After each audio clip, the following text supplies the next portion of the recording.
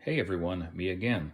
Something quite different this time around, different in that it's not directly firearms related at all. It is tangentially related in that I am discussing my top five war films in collaboration with some fellow small up and coming YouTube channels, specifically 8mm Mauser Man, The Blind Sniper, USNA 98, Joe Morgan, and Gary Gunderson. I'll have all their links in the description below so you can see what their picks are.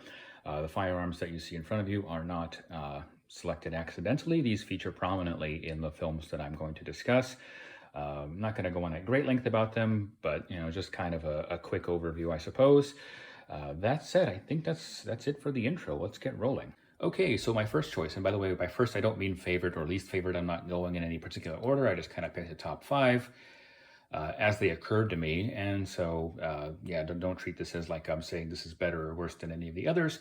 But this is the only real mainstream one. I suspect that, 95% of people who would watch this video have already seen it, so I'm not going to explain it at great length. But I'm talking about the movie 1917. I thought it was a very visually stunning film. From what I understand, it's actually a very accurate portrayal for the most part. Obviously, they did take some liberties, but again, from what I understand, most of the liberties they took were kind of necessary as part of the filmmaking process.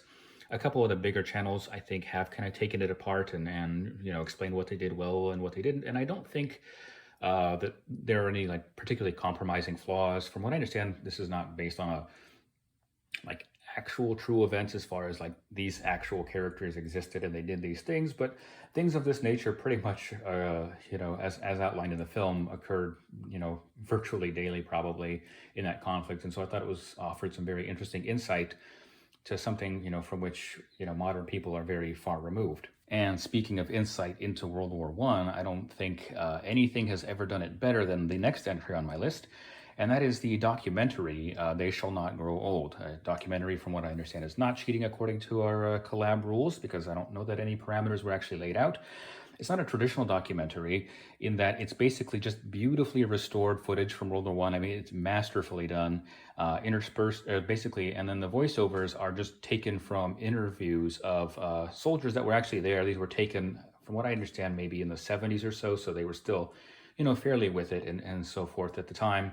It was just fascinating to see, like, I mean, the way that they did this is a lot of this footage looks like it could have been filmed yesterday. See, because when you're looking at old like World War One, World War Two documentaries, it's very easy to feel removed from it because it's all black and white and grainy, and it all definitely looks like it all happened, long, long ago. And so to have it look like this could have been filmed yesterday, absolutely incredible.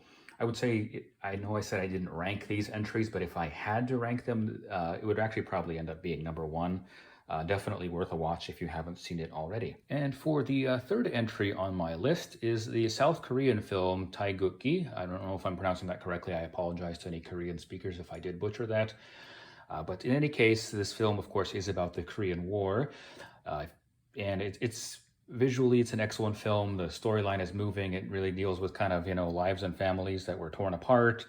And it's fascinating to see the Korean War from the Korean perspective. We kind of have our, version of it, that, but it's definitely different from, the people that were actually there, produced in the country that was most affected by it, and really is still to this very day. Definitely worth a watch if you haven't seen it already. I don't know.